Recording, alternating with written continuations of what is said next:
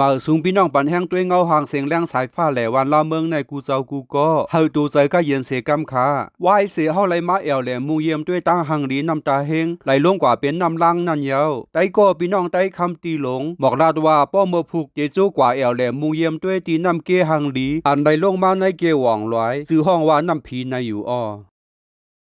ปุ่นดาคำขึ้นในพี่น้องได้คำตีลงอันเป็นผู้ใหญ่ก้นหลงเหตุการณ์ลุ่มอันอยู่เศร้าตีน้ำชายอันเป็นอ้อยหลีก็มืดกื้อจำใจปอลุงเจ้าหน่วยตานเสียงผิดหมอกกินข้าวแลเฮาฮาก็ป้ากันเมื่อกินข้าวคำห่มหมู่ซ้อมอยู่เลี้ยงสายฟ้ากว่าคุกจะไล่ป้อยสั่งร้องเมืองใต้เฮากำใหญ่กำหลงขึ้นเฮินลงเฮินกว่ากินข้าวป้อยเลี้ยงดูคำแขกเฮินหนึ่งยาวเฮินหนึ่งกินดีกินหวานนั่นอยู่ยาว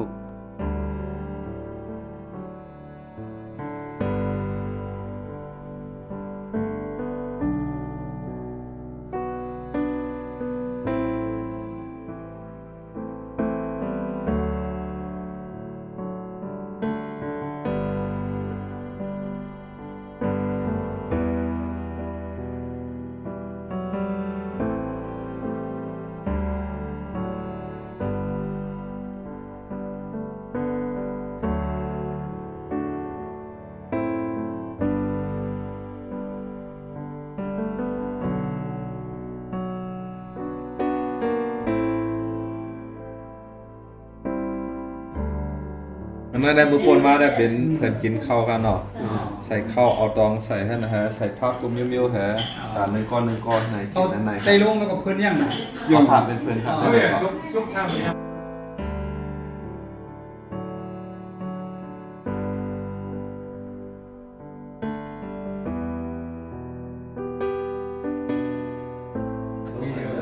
นั่นเองเนี่ยลงแม่นในรถแม่นทหารเขาเนี่ยมาอะไรเขาเอิ้นว่าเขามีผู้หลวงพ่อเจ้าที่เน่งเราเริ่มพุทธทหารน่ะอ๋อเจ้าหาเจ้าเจ้าต่อเสร็จแล้วที่เขาทำกันบ่ล่ะมีเจ้าเอิ้นกันนะ มีเจ้าเพิ่นน่ะนั่งเลี้ยงคำ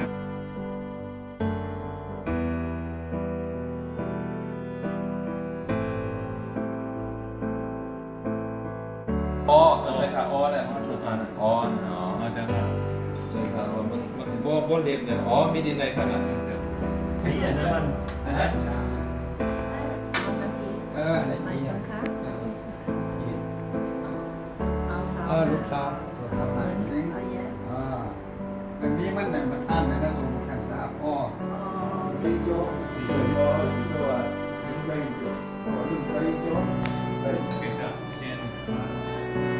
ขาหนูก็อย่างเงี้ยอ๋อตีขาตัวอันเพื่อนเนี่ยนะอ๋อ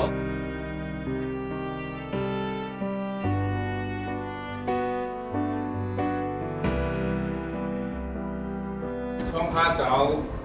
ไหนเจ้าเพื่อนเฮาเจ้ามีผู้หลวงพ่อว่าทำไมเล็กใจเฮาอันนี้ดวง dictionary อ่ะมา vocabulary ด้วยหน่อยมันเจ้าเอาที่เจ้าหน่อยสอนใจผู้เลี้ยงหุ่นยี่เขียนยี่ได้มึงยังกงไหมมันเหอความพระที่ขาผมจมดงครับ ท่วมลงที่ขา จมดงครับ สาธุสาธุสาธุ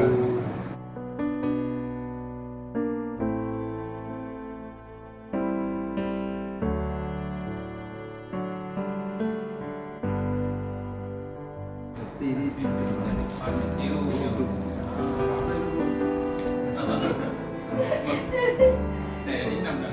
แล้วมันเลยเป็นไปตีกันที่สู่องค์พระราชาภาพตรงนี้สาธุจามาครับที่ตาก็เลยจะเรียกเข้าฌานจะเรียกมาตรงนี้ของบางคำอ๋อเมื่อไหร่เมื่อไหร่เรื่องตัวเศร้าเนี่ยก็มันได้ปีเดียว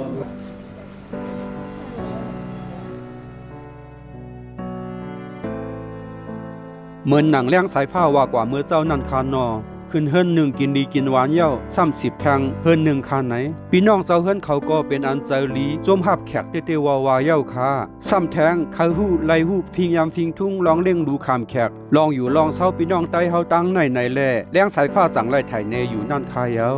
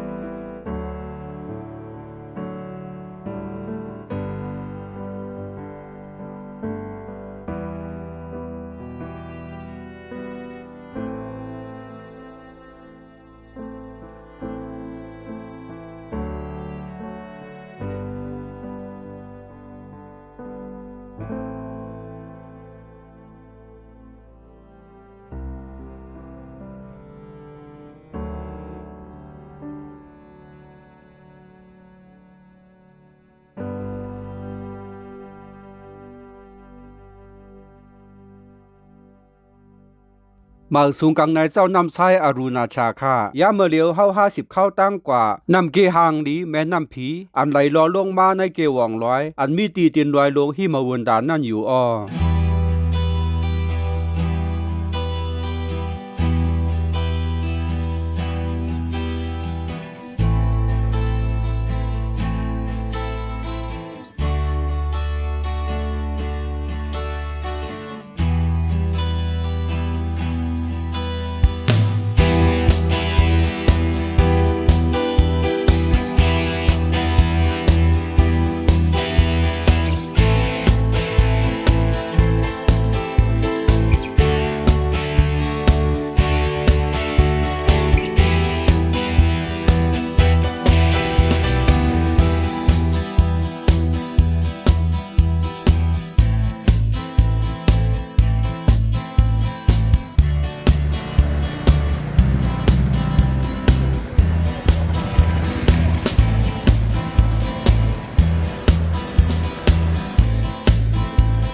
พี่น้องเขาถึงมาเราก็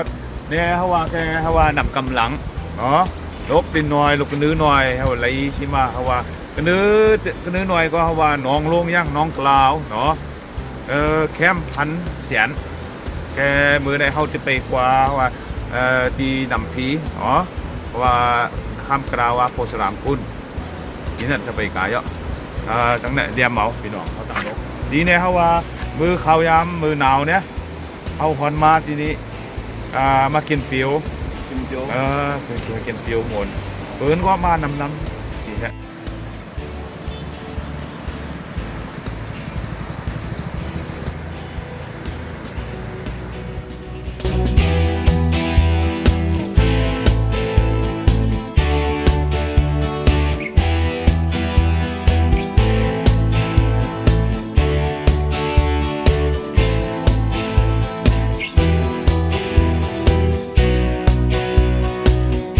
ยามเมื่อเหลียวฮอดมาถึงตีตินลอยลงหิมะวนตานำเกอันไหลซื้อว่านำผีนั่นยาวค่ะโหนำผีในลูกตีตั้งเมืองตีเป็ดไหลรอลงมาเส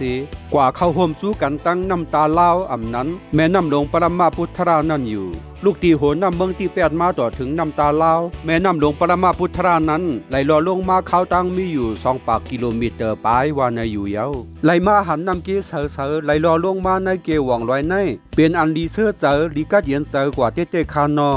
วันในเขาเจ้าทั้งว่าดีว่าที่นำผีเนาะที่นำผีในซีนี้นะแม้ว่า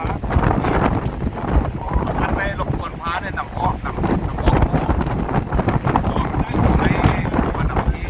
ซีนี้เนี่ยว่าเดือนจันวารี15 วัน14 วันแกเป็นปล่อยลวงเนาะปล่อยกลาเขามาที่นี่เนี่ยมาอาบน้ำเขาเนี่ยก็เจอเนี่ยอาบน้ำแกอาบเป็นตัวเนาะนี่เนี่ยเสียงของนำแกนำเท้าเอานำผู้นำเท้านะครับเท้าขาแกนำเท้าได้เลยครับสิครับไป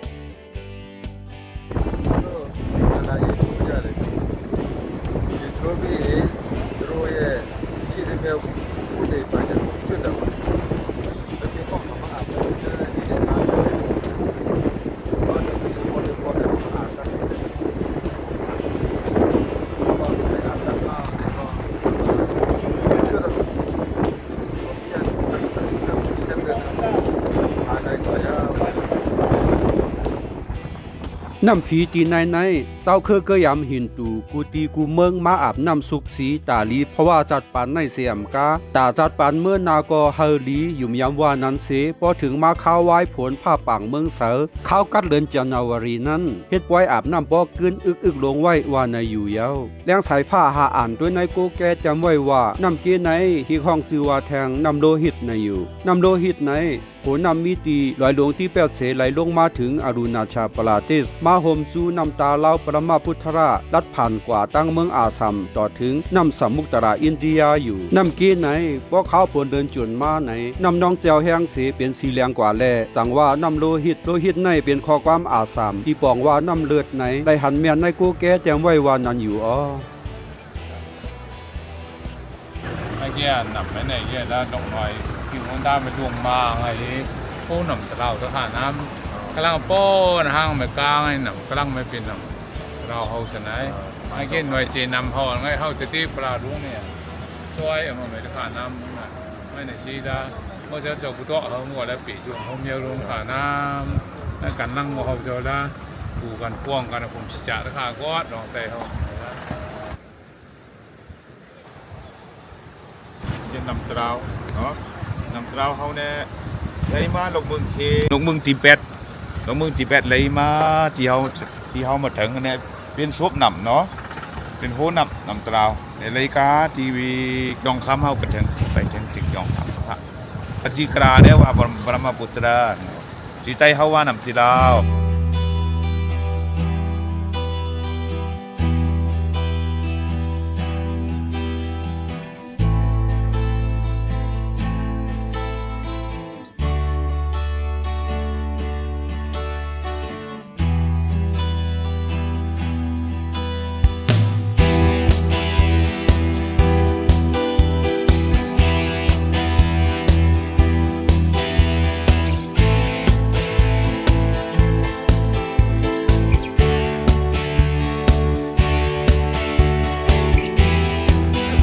ลอยลงยาวๆน้ำแม่ใหญ่ๆที่อยู่พี่น้องใต้ไหนคะเนาะเหมือนเฮากว่าโอ้เมืองนั้นใครเพราะว่าลูกเอาตีตาซุบเตียงนั้นขึ้นลอยกว่านะลอยในจันลงเห็นแล้วขึ้นกว่าห้านดอกเขียว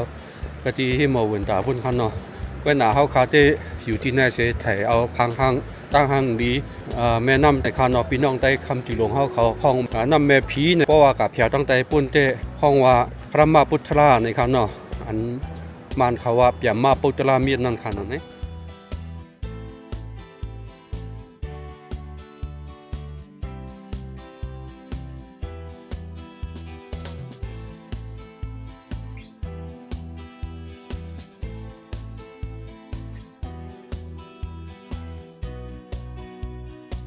น่าจะเป็นใต้กอค่ะ พี่น้องใต้คำตีเขา พี่น้องใต้คำตีค่ะเขาค่ะเป็นใต้อันเดียวกันนี่ค่ะ ใช่มันทำอันนี้นำพีชื่อที่เนี่ยนำพีขี้นำเนี่ยว่านำตราวลูกที่เนี่ยเลยก็เมืองกราทั้งเนี่ยว่าเยอะบรมปุตรานำเนี่ยเลยมาลูกเมืองเคเนาะลูกเมืองดิเบตเลยมาเขามาอินเดียเมืองอินเดียเขาลูกที่เนี่ยเลยก็อาสามไปถึงอาสามไรก็เพียวถึงอาสามพุ่นครับเมืองใต้เอาหก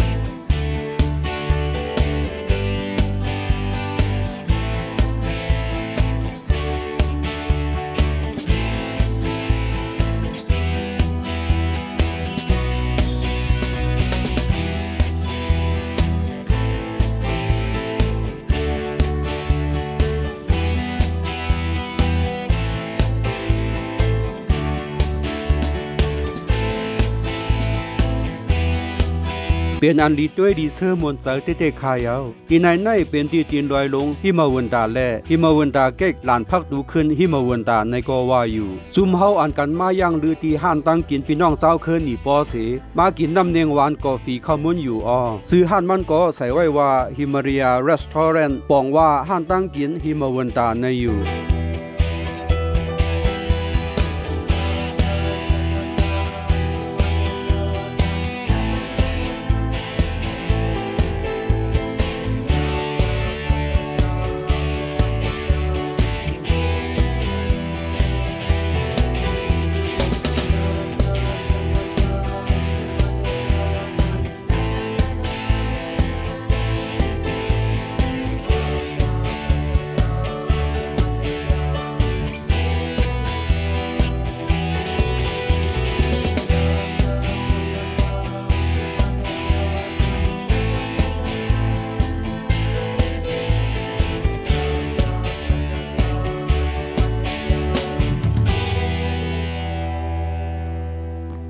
ป้อว่าเฮาหาแอวแหลมุงเยี่ยมด้วยน้ำเกหังดีแม่น้ำผีตีตินลอยหิมะวนตามาเย้าอ่อนกันมาอย่างลือเศร้าเกี่ยวมวนซื้อถ่อมความหวานอันพวงความนางหมูคำเอห้องเนตีลือเศร้า 7km restaurant นั่นอยู่อ้อตอนอันตีลือตีเศร้าอันมีเนยนำซ้ายหลายๆตีนั้นแรงสายฟ้าตีเฮ็ดออกขอแทงตอนหนึ่งแลตีคามป่นกว่าเสเฮาหากว่าดูกว่าไว้ตีก้องเหมือหิม 7km เย้าป่นกว่ากินข้าวคำเฮิรนเสาฟ้าใต้คำตีหลงก็ลื่นสุดนั่นอยู่อ้อเฮาจูกันมือแหล่เฮิรนเจ้าฟ้าใต้คำตีหลงคานอ